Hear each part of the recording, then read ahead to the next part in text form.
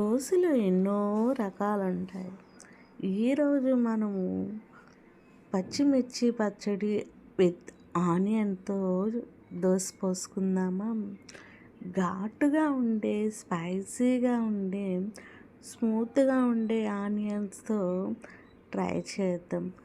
తినే విధానంలో ఎన్నో మార్పులు ఉంటాయి గదా!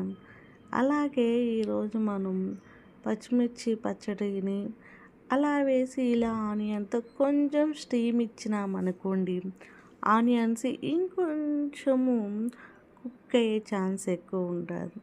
అలా తీసిన దోసని ఇలా మన ప్లేట్‌లోకి వడ్డించేసుకొని, పక్కన అదే పచ్చిమిర్చి పచ్చడిని తీసుకున్నాము. ఆనియన్ ఎంత బాగా ఈక్వల్‌గా కుక్ అయిందో చూడండి.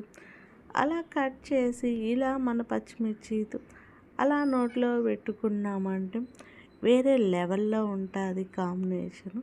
మళ్ళీ మంచి వీడియోతో వస్తాను.